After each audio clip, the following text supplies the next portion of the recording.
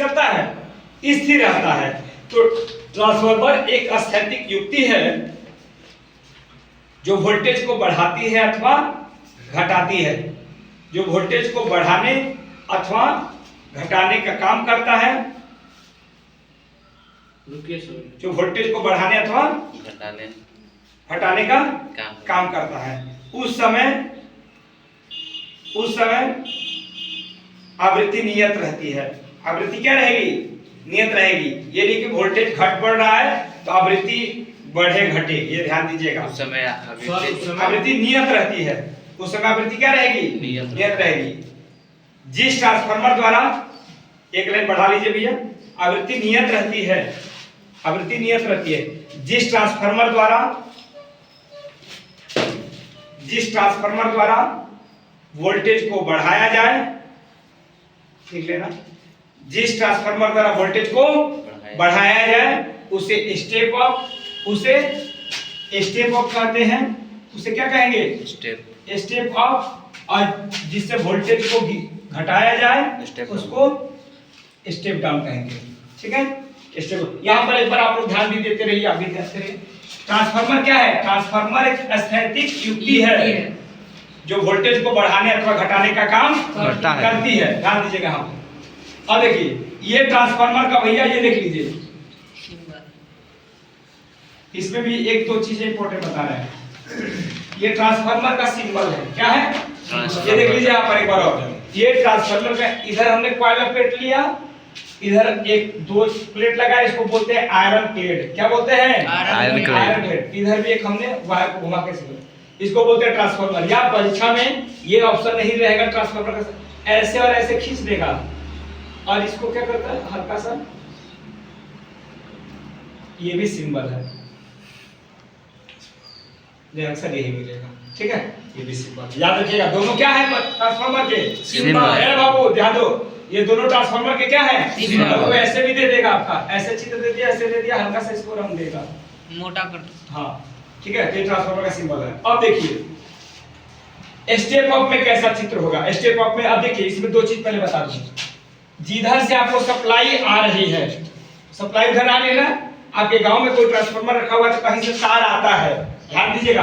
तो जहां से सप्लाई इसमें आ रही है, 3 फेज का भी है तो 3 गो आएगा, उसको बोलेंगे हम आप लोग प्राइमरी। क्या बोलेंगे? प्राइमरी। और जिधर से आप लोड लोगे, क्या लोगे? लोड। अरे भैया, लोड लेने का मतलब हुआ उस ट्रांसफार्मर से आपके गांव में जो तार आया हुआ है आप भी लोगे, आपके बगल वाला भी लोगे, जो भी गांव में है जिसको भी सप्लाई की जरूरत है, सारे घर में कैसे, तो यहाँ से आपको लिया जा रहा लोड, तो जिधर से लोड लिया जाए उसको भैया बोलेंगे सेकेंडरी। जिधर से लोड लिया जाए उसको क्या बोलेंगे? सेकेंडरी।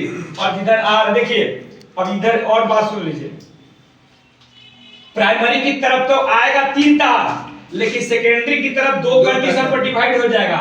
सिंगल फेज है तो 2 तार आएगा, एक आपका फेज का आएगा, एक न्यूट्रल का आएगा। लेकिन बाबू जब 3 फेज हो जाएगा तो 3 वो आएगा फेज का, R Y B, और एक आएगा न्यूट्रल का। 4 तार हो जाएंगे इस वक्त। इस वक्त कितने तार हो जाएंगे? 4। इधर भले ही आएगा 3 तार, इधर हो जाएंगे 4 तार, भले ही उधर आएगा 3 तार, लेकिन सिंगल फेज है, तुम्हारे घर पे आ रहा है तो 2 तार, एगो फेज एगो न्यूट्रल। और अब स्टेप अप कैसे पहचानेंगे? स्टेप अप में देखो क्या है, इसमें एक बात और लिख लेना कि यह बहुत अच्छा इंपॉर्टेंट सवाल है। यह म्यूचुअल इंडक्शन पर सिद्धांत पर काम करता है। किस सिद्धांत पर? म्यूचुअल। इसको लिख लीजिएगा बोर्ड से देख करके, यह म्यूचुअल इंडक्शन के सिद्धांत पर काम करता है। किस सिद्धांत पर? म्यूचुअल इंडक्शन के सिद्धांत पर। म्यूचुअल इंडक्शन क्या है वो बता दे रहे हैं। इसको हिंदी में 2 बात और लिख लो। इस म्यूचुअल इंडक्शन का मतलब होता है कौन सा प्रेरण? सह प्रेरण। कौन सा प्रेरण? म्यूचुअल इंडक्शन ऑप्शन में नहीं रहे, क्या बोलोगे? कौन सा प्रेरण? सह प्रेरण। इसको बोलते हैं एक और नाम बाबू, अन्योन्य प्रेरण। कौन सा प्रेरण? अन्योन्य प्रेरण। अन्योन्य प्रेरण क्या है? देखो इंडक्शन 2 प्रकार के, देखो बाबू इंडक्शन, देखो ये कॉइल है, ये कॉइल है, इस दोनों कॉइल का कोई संपर्क है?